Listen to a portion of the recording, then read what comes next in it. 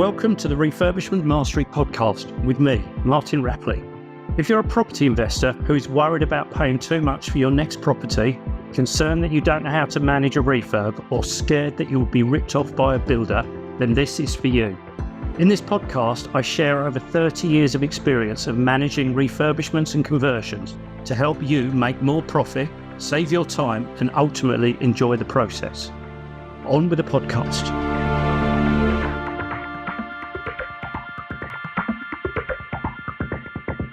In this week's episode, I'm going to be pulling together some shorter questions that have been raised by members of my community. Members of my community get the opportunity to ask their questions every single week on a Tuesday morning. We meet for about 90 minutes starting at 9 a.m.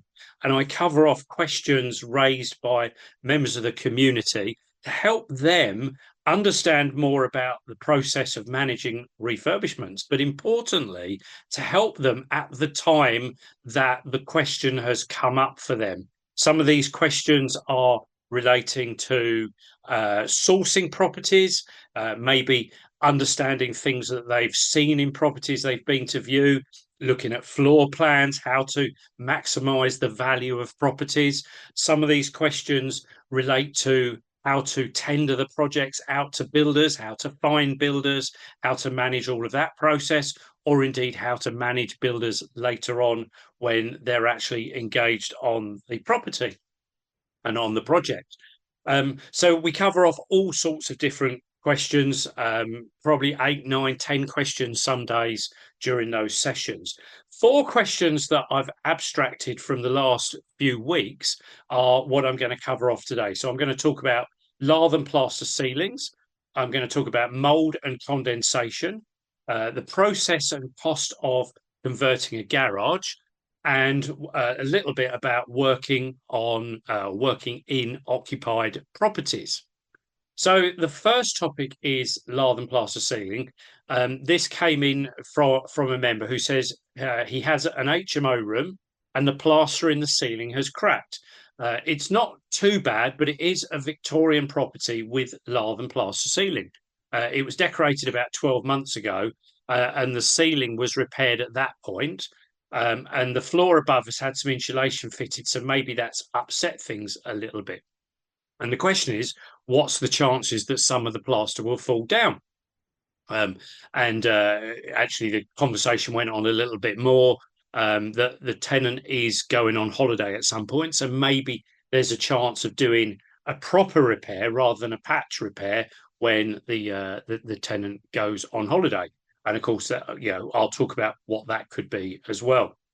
So, first of all, just as guidance for you, that really, if you've got lathe and plaster ceilings in an HMO, that isn't really compliant from an HMO perspective.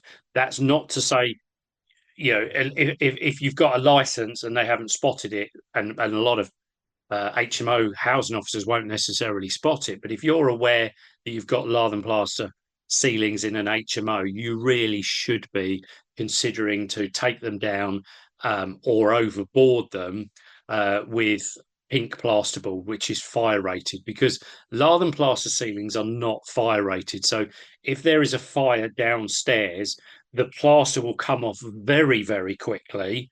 And then immediately behind it are timber laths. And of course, they'll just catch fire immediately. And then the floor above's on fire and the tenant living above is in trouble.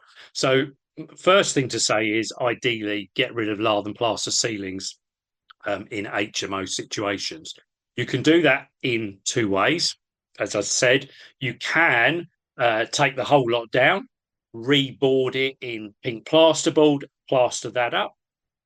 Or the halfway house, which is not going to be as expensive, not going to be as messy, is you can actually overboard the existing ceilings. So we leave the ceiling up there, we put new plasterboard underneath that, and then skim over the top of all of that. So the question here actually goes on to say, am I overreacting? I don't want the plaster falling on the tenant when he's asleep one night, but am I thinking, overthinking this in many ways. And as you will have gathered, really, and at the time, my advice was no, I don't think you are overthinking. I think it needs to be dealt with. And I have heard stories where ceilings have just literally just fallen down. I suspect in those cases the cracks have got bigger and bigger over a few week period. But my answer at the time was very much keep an eye on it, ask the tenant to monitor it.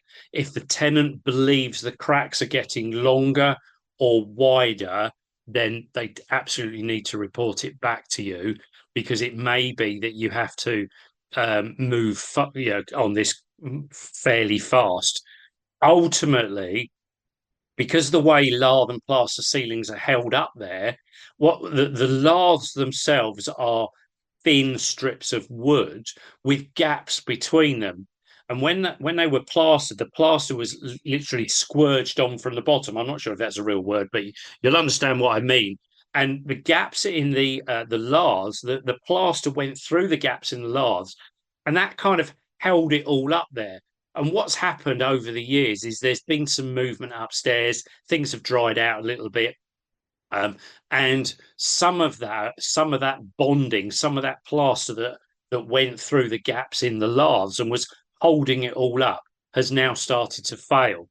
And so cosmetic repairs as part of painting won't actually solve the problem. If you've literally had someone come in and fill the crack, then on its own, that's not going to solve your problem, because the fundamental problem is that the plaster itself is delaminating from the laths, and really there's nothing you can do apart from, as I say, bring the whole lot down or board over it at the time. So neither of these are quick jobs to do whilst you've got a tenant living in the room. So if you've got this situation in one of your properties, you will need to make arrangements to temporarily relocate the tenant. That could be for a period of up to 2 weeks, depending on how you get on and which option you're going to take, and drying time and things like that. Because remember, after you've replaced the ceiling, you've still got to consider painting. And in my view, it would be wrong to move the tenant back in with new plastered ceilings and then have disruption of a painter going in there afterwards. So we've got some drying time. It's not 2 weeks of solid work. It's take the ceiling down, clear it all up, board out the ceiling, plaster it, leave that for 3 days or so, 4 days to dry, and then we've got 3 coats of paint to go onto that new plaster. And of course, remember that if you repair the ceiling, in repairing the ceiling and replastering the ceiling, the likelihood is that there will be some damage to the walls. Now, if you know the paint color of the walls, you may just be able to touch up a strip around the top where the new ceiling plaster meets the wall. But if the walls haven't been painted for a while and have discolored in any way, then you may well decide to you may well decide to repaint the whole room. So of course that's going to take a little bit more in the grand scheme of things. So lath and plaster ceilings, and indeed lath and plaster walls, the thing to take away from this little section is that they're not fire rated. And in an HMO situation, you really ought to be fire rating them, replacing or overboarding.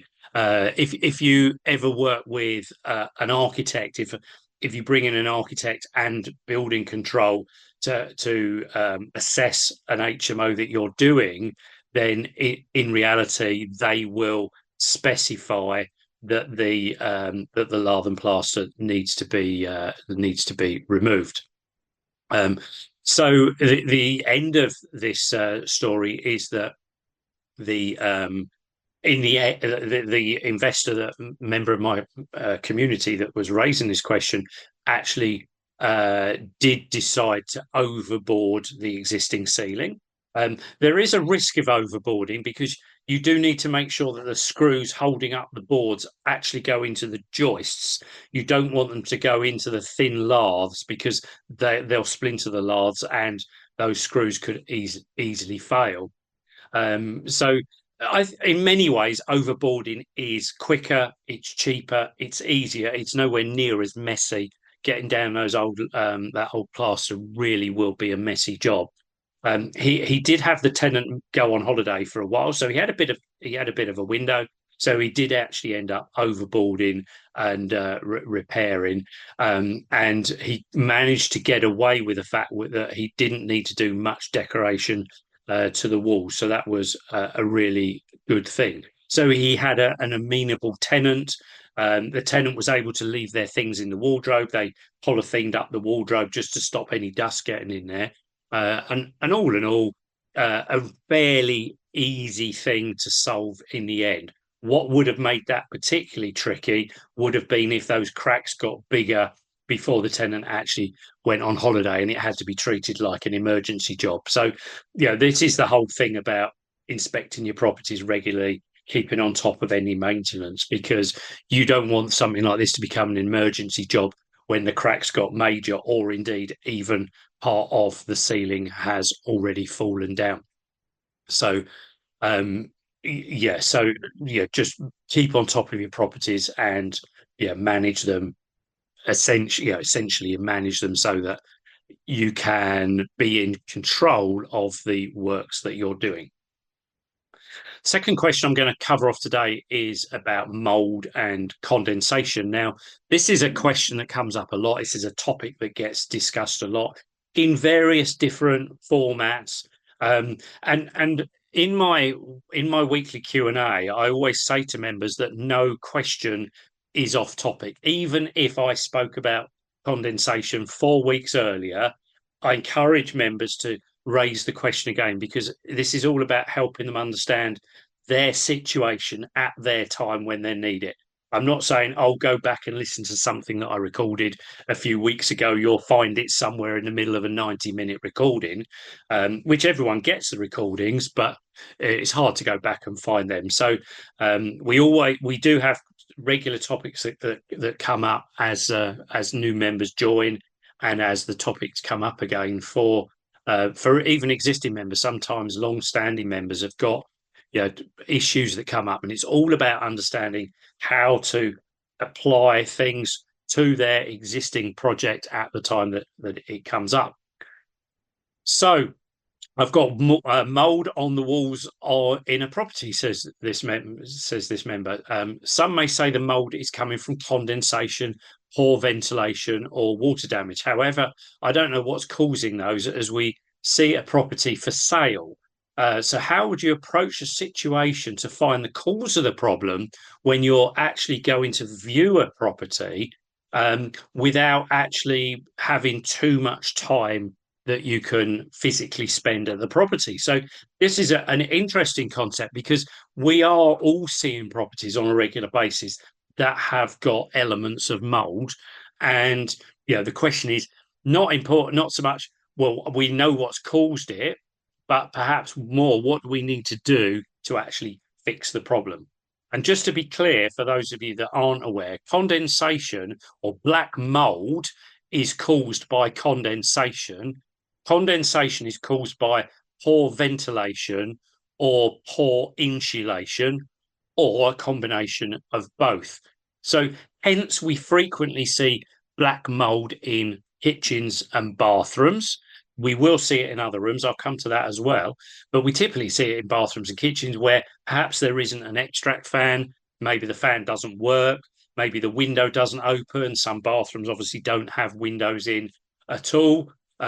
Tenants have turned the fan off. All of those kinds of things can cause lack of ventilation. Lack of insulation is caused by older buildings, exposed walls. Perhaps if you think about some houses, the bathroom is pretty much stuck on the back of the building, can be quite a drafty area if you get wind in that area. then you can very easily have cold walls and insufficient heating in the room is just making that whole room cold, and the lack of insulation's causing the mold. You could also have poor insulation up in the roof.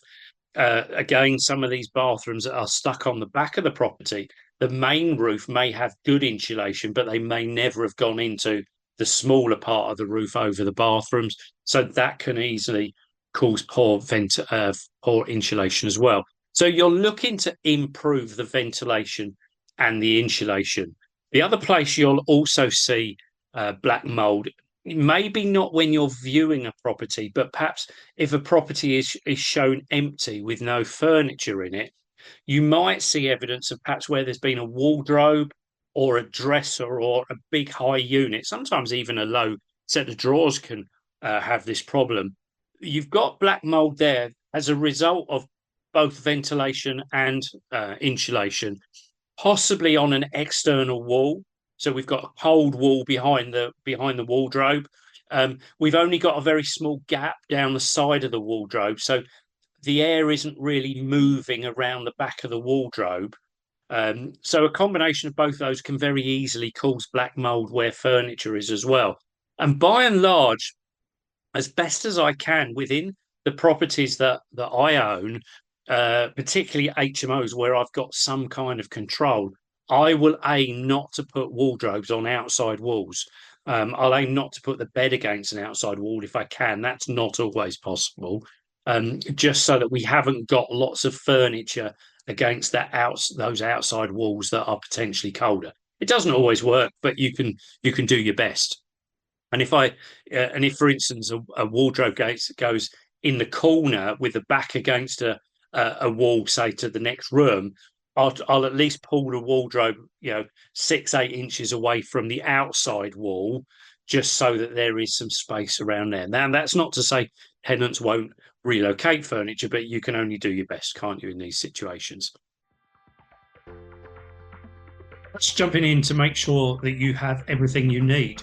Now, in a number of these podcasts, you would have heard me talk about my community, and I want to ensure that you know how you can join that community. Obviously, within these podcasts, there's a limit to the detail I can go into the recording, and of course, a lot of things are very generic. So what if you had access to join me on a Zoom call for 90 minutes every single week in a group coaching environment? You could get your questions answered whenever they come up and learn from other members' questions. Plus, you also get 10 hours of training videos, an HMO refurbishment case study, some sample documents and checklists that will help you run your projects far more effectively. Membership of my community is just £89 a month. You get the first month free, and you can also cancel anytime after that. Plus, as a listener of this podcast, there's a promo code to help you save £20 every single month that you remain a member.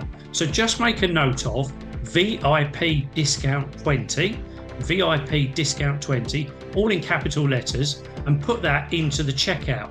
You'll find the checkout on my website, www.refurbishmentmastery.com. Scroll down the page, you'll find the link for the Project Management Accelerator.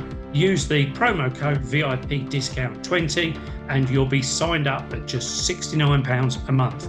I look forward to seeing you in that community very, very soon. Now back to the podcast. So when you're going to view a property, you're very much considering, well, what has failed here, insulation or ventilation, and what have you got to do to remedy the situation? So if you can, definitely have a look up in the loft. That will give you a clue about insulation that's up there. I know you can't always get into the loft, but if you can get up there, that's a good thing to have a look at.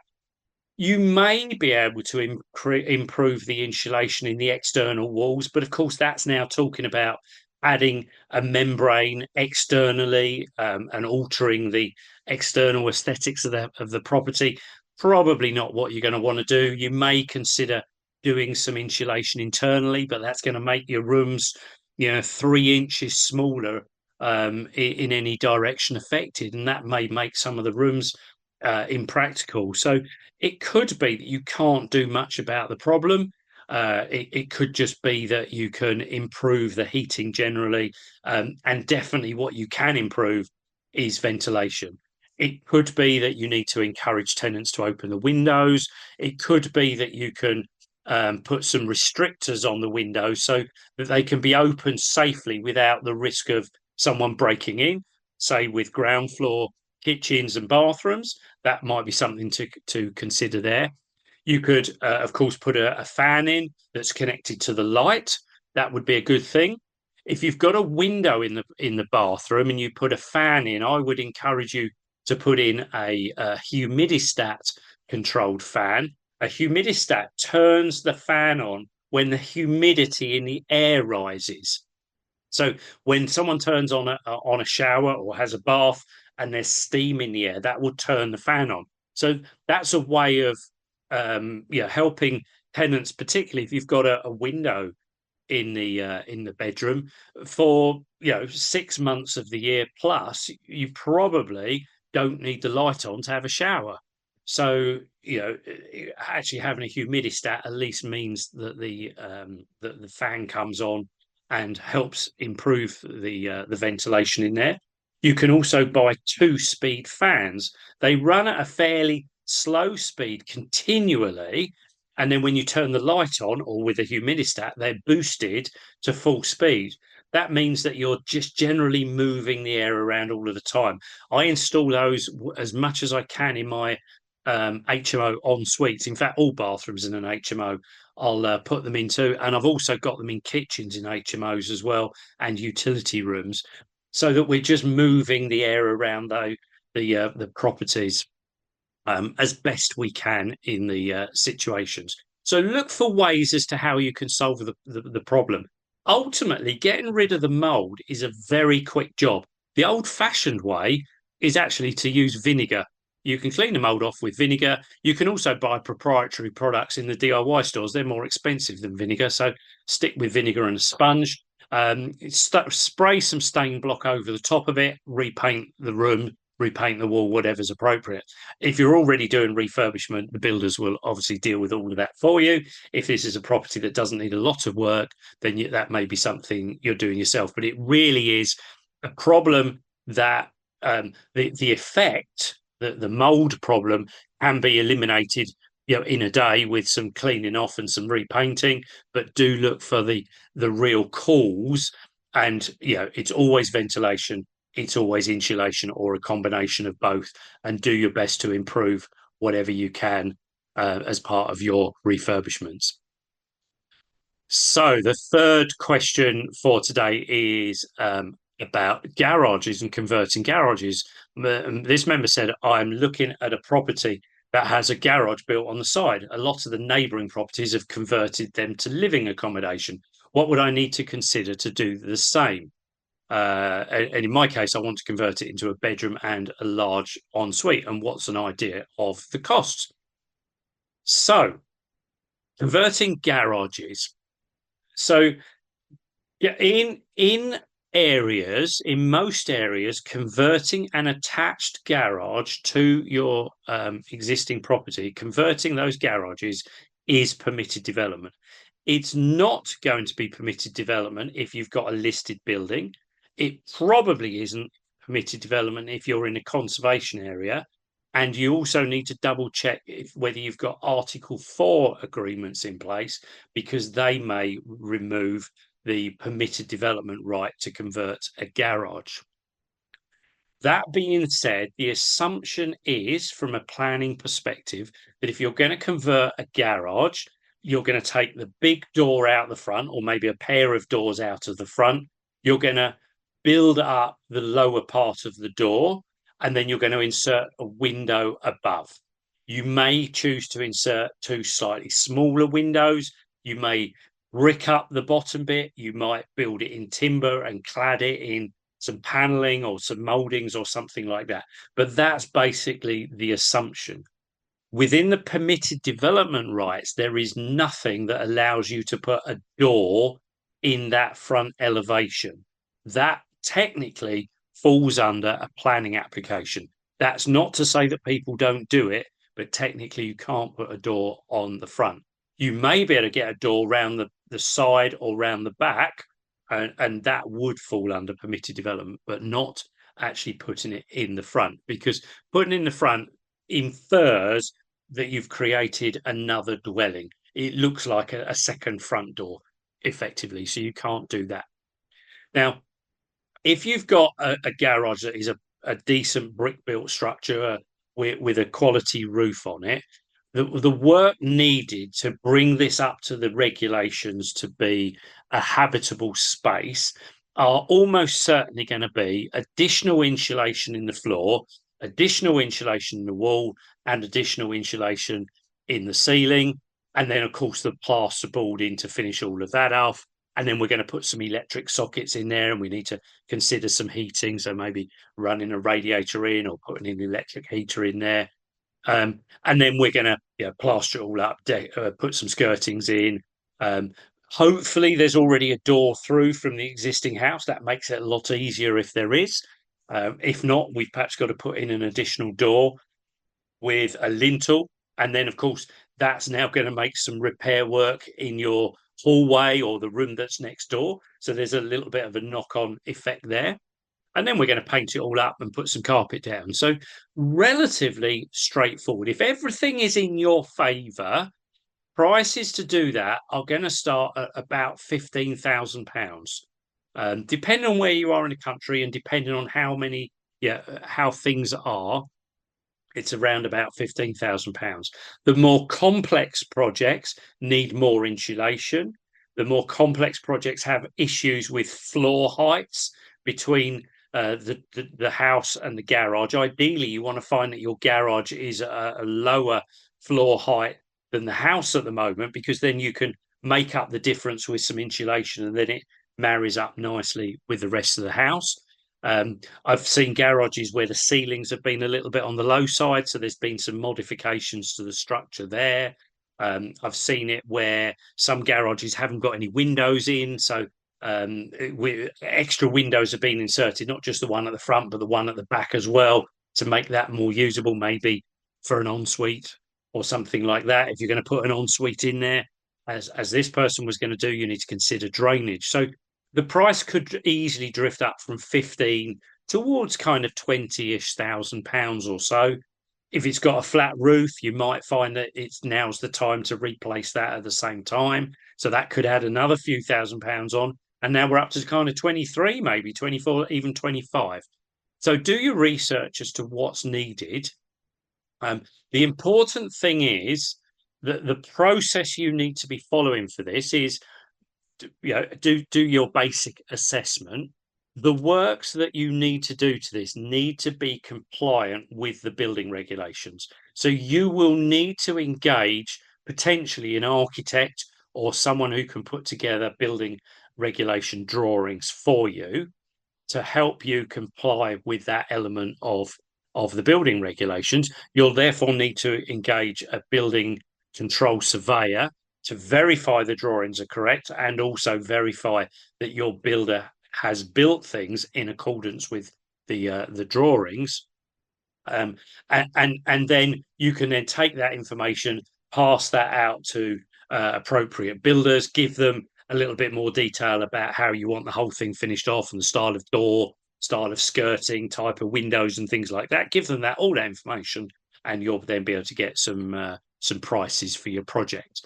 You may wish to get a certificate of lawfulness done after the works are complete, or whilst the works are being carried out, just to verify that that this work is permitted development.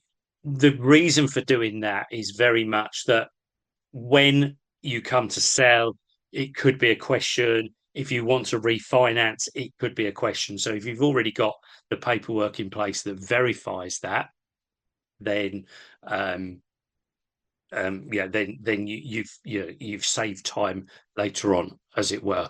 But generally, if you've listened back to any of my podcasts in the past, if you go back quite a way, there is a podcast. I'm just having a quick look to see if I can see that. There is a podcast about six ways of adding value to a property. It's podcast number 30. So if you go back to podcast number 30, where I'm talking about six ways of adding value to a property, then you'll know that option number two is actually converting a garage. So option number one is an easier, quicker, and cheaper way of adding value, but option number two is the second quickest, cheapest way. So and that is converting a garage. So yeah, hope that should cover off that question. And then very finally, for a very quick one, right at the very end, this is actually someone who actually dropped me a message and suggested this would be a topic to cover off in a podcast at some point. And really talking about the fact that they approached their letting agent because they wanted to do some works. They wanted to convert the loft of an existing property that had tenants living in it. They had a letting agent managing it, and their letting agent wasn't particularly receptive to the fact that they wanted to do this work in an occupied building. And quite rightly so, because we need to be aware that if we've got tenants living in our building, that any building work is going to disrupt them.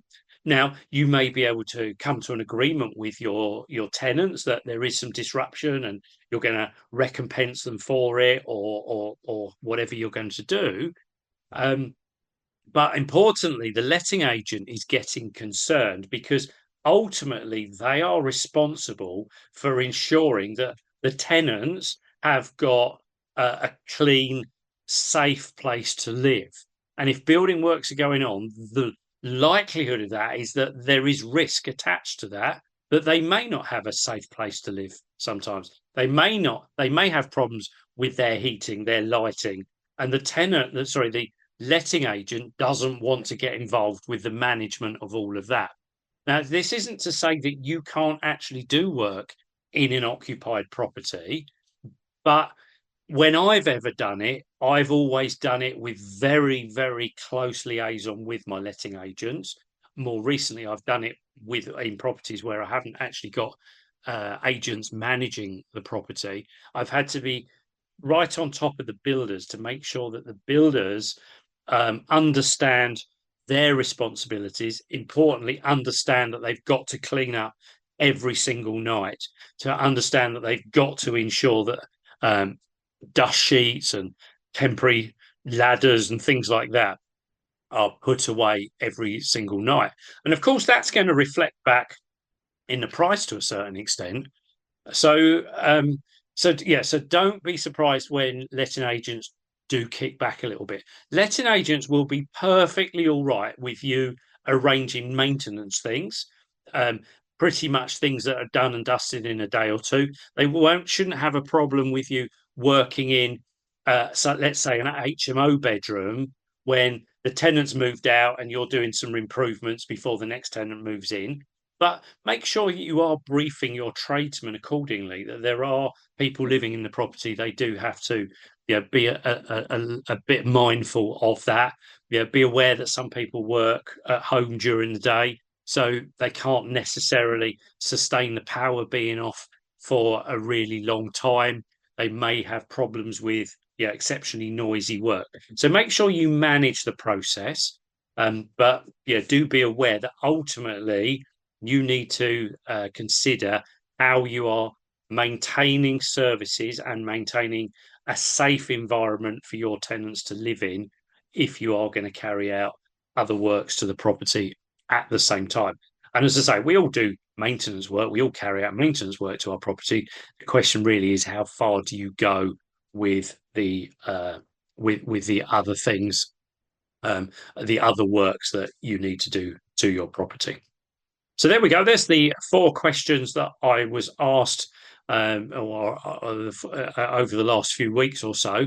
And just to say that if you believe that you would benefit from being in my community, not only do you get the option of asking me questions every single week, there's lots of other resources online, and other opportunities to actually have one-to-one telephone calls with me as well. So the details of how to join the community are in the show notes. Follow the link there. Make sure you use the promo code that's also in the show notes, and that will save you £20 every month. This is a monthly subscription, so your commitment is only 1 month. In that first month, you can come to four calls. If it's not what you were expecting, then you don't need to renew for the second month. I'm sure you'll be delighted. Genuinely, I've got people that have been in that community for over 4 years. So there's some enormous value that members get from being in the community.